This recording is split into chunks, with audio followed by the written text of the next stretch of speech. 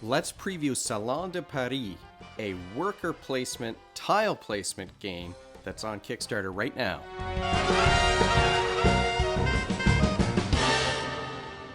Welcome to Brains on Games. I'm Dr. Brian McDonald. In this episode, we're going to preview a game that's on Kickstarter right now, so I'll be sure to include a link to the campaign in the show notes to this video.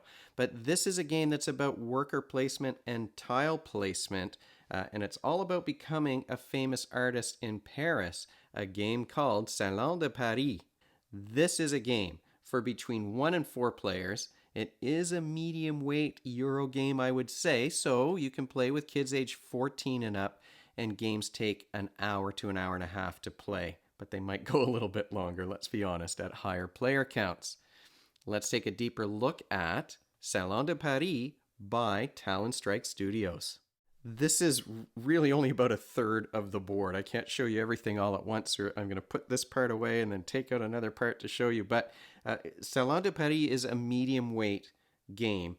And what you're trying to do in this game is become the most famous artist. You're trying to earn the most fame, and you can get those fame points in various ways. But primarily, you're going to be doing that by pleasing the critics with your artwork and hanging your paintings in a more visible area on a salon wall.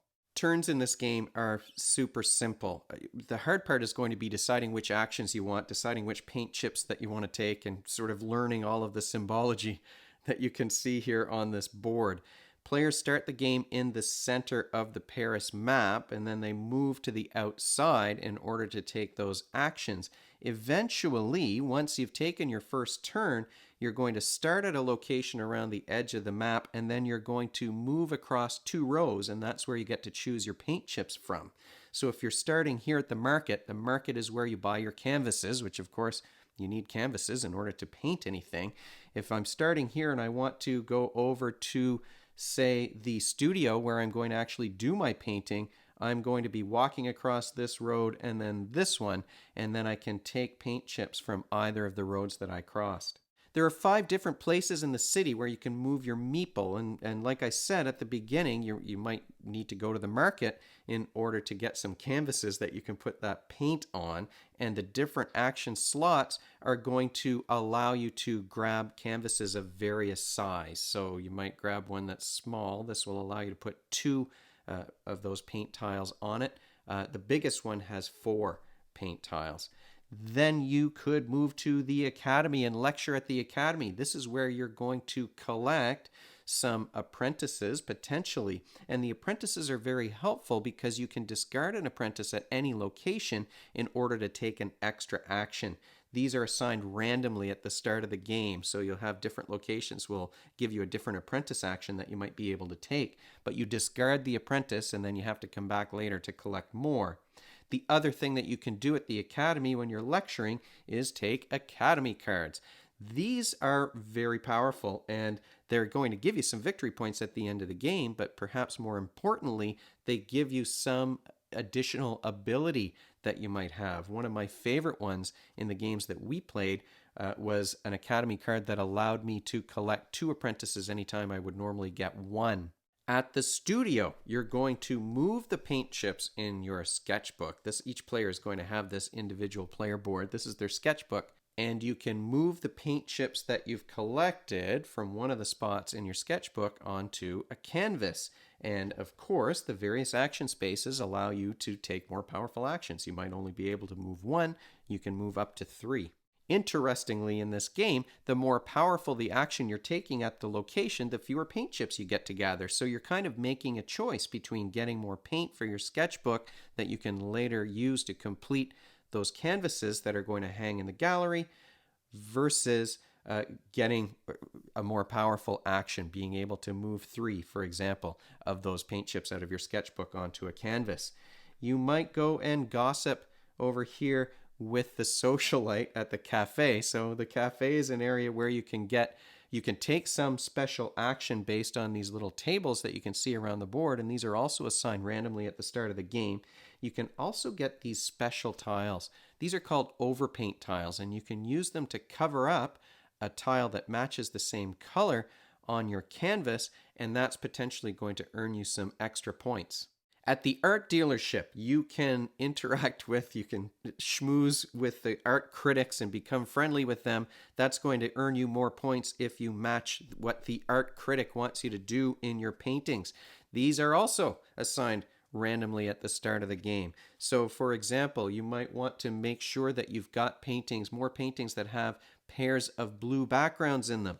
You might want to make sure that you've got pairs of religious symbols in your paintings. And this one is all about hanging paintings that are of size 3. So they're sort of this long rectangular kind. So the more of those you get, the more victory points potentially you'll earn at the end of the game.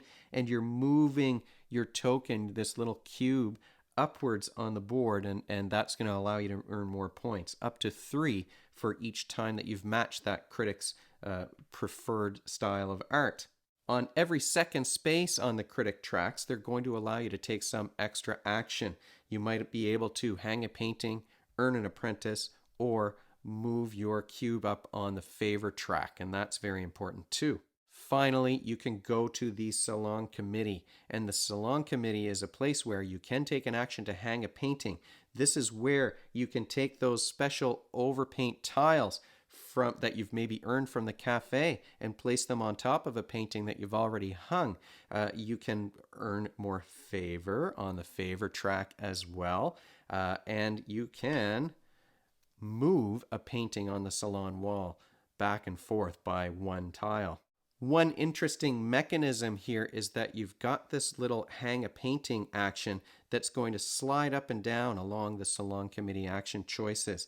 And what that means is that if you take 2 actions in a row, unless you're taking this one, which is always visible, there's always going to be one action that's covered up. So if I choose at the beginning of my turn, if I've placed my meeple here and I can take 2 Salon Committee actions, maybe I'm going to get an apprentice, then I move that token to cover that up. So now I can't take that action a second time. And then I could perhaps earn some favor here. The amount of favor that you earn is worth victory points at the end of the game, but you can also spend favor in order to make it easier for you to hang a painting on the salon wall. And that's the next part of the game that I'm going to fill you in on. This is the salon board. That's going to go to the right of the main board that we were looking at earlier. And this is where the paintings are going to be hung. Now, you've got all of these little tokens on this board, and that means if I cover them up, I'm going to get some extra bonus. For example, I can take a card from the Academy if I have space to put that on my player board. The salon wall is where you hang completed paintings, and by completed, that means every single space on the canvas has to be covered by one of those paint tiles that's going to come out of your little sketchbook. Now, here's an example of one of those rectangular paintings. This one is all done. So once I've placed the last tile to cover up the last space on that painting, I get to put my signature on it. So we've got these little tokens. The signature tokens come off the player board. That's what gives you space to place Academy cards. So you have to complete a painting before you can play an Academy card. And each time you want to add an Academy card, you have to have an empty space without a signature token covering it up on your player board. The placement of your painting is super important, and this is one of the mechanisms that I think really shines in this game. This is something that we really enjoyed, and it got more and more difficult as the game progressed and more spaces here on this board filled up. So you have to match the color of a certain number of tiles beside the painting that you're placing. At the start of the game, there's some little color swatches at the top and the bottom of the board. So you've already got some matches that are on there. But the number of colors you have to match is equal to the highest row on the board that your painting touches. So if I placed my little painting here with the 2 green apples on this spot, I only have to match one color. The highest row has a number 1 on the side. As your paintings become more visible, they're going to earn you some more points. So I might want instead to place my painting vertically so that it pokes up into row number 3. But to do that, I have to match 3 colors, not just 1. So that's going to be pretty tough at the start of the game. One of the, I think, clever things that they've done in this game is that you can spend those favor points from the Salon Committee. Remember, I showed you that little 5-point scale on the side. You can spend 1 point to eliminate one of those necessary matches. So if I could place this right now at the beginning of the game with no other painting placed, I could place this painting here if I spend 2 favor points, because I need 3 matches, because this rectangle pokes up into row number 3. I've already got 1 because it matches the color here on the bottom, so I need 2 more matches. I can spend 2 favor points in order to do that. And you might want to spend those points because you do earn more points the higher up your painting is placed. So the rules for placing a painting: you need to match a certain number of tiles based on the row that your painting pokes up into. You also have to place a painting that's orthogonal to another one. So either one of these tiles at the bottom here, these color swatches, or an existing painting. So I couldn't do my next painting, say, in the middle of the board over here. I'd either have to start from either end or place it next to this one that I've already placed. What would I earn from placing the painting like this? Well, I'd get to take the token that was underneath. This is going to give me 1 extra favor point, which is going to be very helpful, of course. But then I'm going to earn some points. How many points you earn is based on the number of symbols here on your painting. So you're going to earn a number of points equal to the number of the symbols that take up the majority of the card, the strongest symbol. So in this case, I've got 2 apples. That's going to be worth 2 points. That's where those overpaint tokens come in, because if you've got one of those overpaint tokens, you might remember from the board here at the beginning of this video, if you've got an overpaint token, they all have 2 symbols on them. So if I covered up, say, this one with an overpaint that had apples on it, I'm going to, instead of 2 points, I'm going to earn 4 points. Then you add the highest number here of the row that you're painting occupies. So I'm going to get 3 extra points. So this painting placed like this is going to be worth a total of 5 points as it stands right now. I might get some extra points at the end if one of the critics wanted pairs of apples or pairs of green tiles in the painting, so there could be some extra points too, but just based on its placement on the wall, I'm going to earn those 5 points. Now I spent 2 favor points to place it, so that's 2 points I'm not going to get at the end of the game, but this might, on balance, this might be a good play. As the game progresses, like I said, this board is going to be filled up with canvases and paintings, and players are going to be taking the canvases, and towards the end of the game, we were all out of the 1s and 2s, so it became very hard to place anything in the middle here, because you not only had to have as many matches as possible, but there was nowhere to put a canvas that had 4 or even 3 tiles on them. So it becomes quite a puzzle, and it's interesting because you're placing your tiles on your canvas in order to match up. Say maybe I want to place a green one here and a purple one here so that I can match those 2, and then I only have to spend 1 favor point to get the 3 matches. But other players are going to be placing their canvases at the same time, so that this puzzle is constantly changing almost every turn, and there are a limited number of resources here that you can place on the board. The game is going to end, well, it's based on player count, so the game is going to end when there's a certain number of empty spaces left. We played a 3-player game, and when we played at 3 players, I think you had to have 6 spaces left on the board. Then you finish to make sure all the players have had the same number of turns, and then you play 1 more round. That's when you start counting up the points.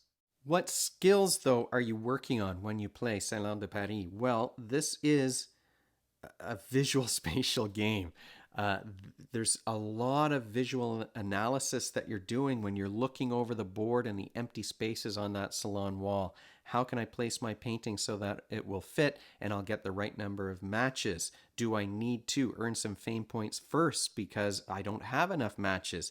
There's visual analysis in terms of your spatial problem solving here on the salon board.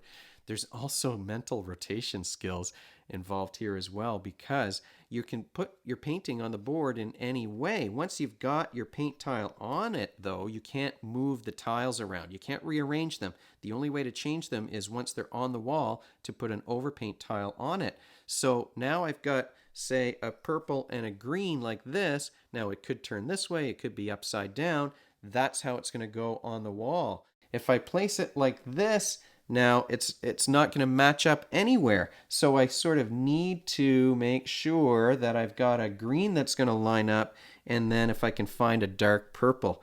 Otherwise, I might have to put two greens on here and then put my canvas a little bit lower. You've got that visual spatial reasoning, visual spatial problem solving, but it's also very much a fluid reasoning kind of an activity here. Now, fluid reasoning is really, you could call it flexible problem solving. Your fluid reasoning skills are your ability to solve a new kind of problem that you haven't been presented with before, but also to be flexible in your strategy. And this is a game where it's very easy to block a space on the Paris board that will prevent your opponent from being able to hang a painting, for example. And so if that space is blocked, well, then what am I going to do? If I've been planning for 4 turns to get this large canvas onto the board and another player takes up the space that I was trying to place this on, then what do I do? So there are a lot of adjustments that you have to make to your plan as you play this game, and that's what fluid reasoning is all about, really problem solving on the fly. And here we're talking about information that's constantly changing. Of course, as a strategy game, and maybe especially as kind of a mid-weight Euro strategy game, we are talking about executive functioning skills. And the executive functions are the skills and behaviors that you need to work towards a goal. In this case, you're trying to plan ahead to make sure that you get your paintings organized in the right way so that you can hang them, to make sure that you have enough resources in order to put them in the spot that you want, to make sure that you're able to place your paint tokens and you don't, take too many paint chips where you're going to wind up trashing them because there's no room in your sketchbook. Well, there's a lot of things that you have to think ahead about and plan ahead for. So Salon de Paris is a game that does exercise a lot of very important cognitive skills and logical problem-solving skills. But final thoughts, though, about this game. I mean, keeping in mind that this is a prototype and there might be some things that change. I know there are a couple of things about the board already that have changed since the prototypes were made. But this was a really fun midweight Euro game. Everyone knows what everyone else has. The sketchbooks are open information. You can't hide the paint chips that you have. It's going to be obvious what you're trying to do in the game, so other players might be able to mess with you. But you've got this worker placement mechanism, and I do like worker placement games quite a lot.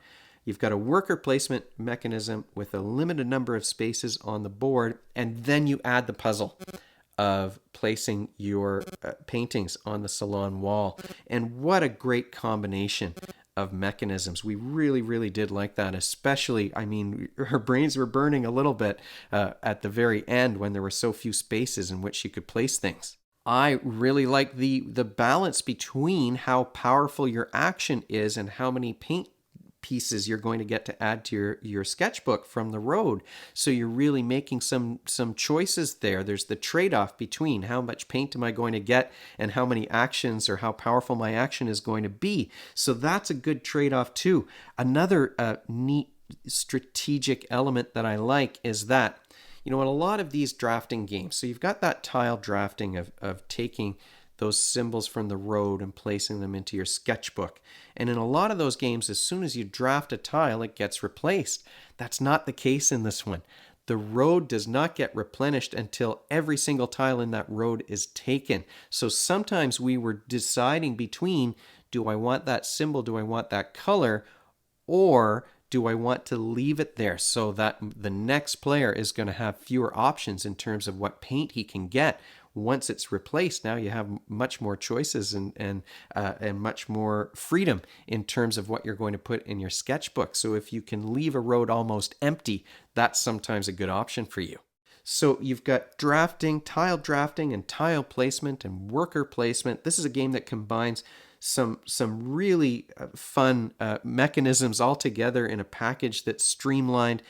Probably, now I'm not a guy who really seeks out tile placement games, but this is probably the best one I've played in a dog's age. I can't remember the last time I had so much fun with tile placement. So amazing combination of mechanisms, and it all fits together very, very well. If there are downsides, I mean, it's not the artwork on the tiles isn't the fanciest. It doesn't evoke, I'm an actual painter from Paris during this period in history. And the symbology maybe could be intimidating at first to players who aren't familiar with these kinds of games. I do like, even though it's a draft rule book, I like that it's very clear in that draft rule book. There are cards that are numbered, so it's easy to find. You don't have to look for a tiny symbol or a picture of a card. Everything's numbered. It makes it easy to find information in the rule book if you need to check on something. So this was a real winner for our game group, and it had just the right amount of brain burn and analysis without you kind of bogging us down and being frustrated. We never felt like we were really stuck and there was no action that we could take to get any points. So wow, I have to really thank the folks over at Talon Strike Studios for sending this game my way. As I said at the beginning, I will put information about the campaign in the show notes to this video, but if you have any questions or suggestions, you can, of course, leave a comment below the video here, but you can also email me at brian@brainsongames.ca. Brainsongames.ca is the website. That's where future episodes will go. The previous ones are up there already. Brains on Games is the X handle, I have to say now, but I still like the Twitter logo. The X handle and the Facebook page and the Instagram feed, so we're all over the place. And if you enjoyed this video and you want to be notified of future ones, you can head on over to YouTube and click that subscribe button. Thanks for joining me, and hopefully I'll see you next time.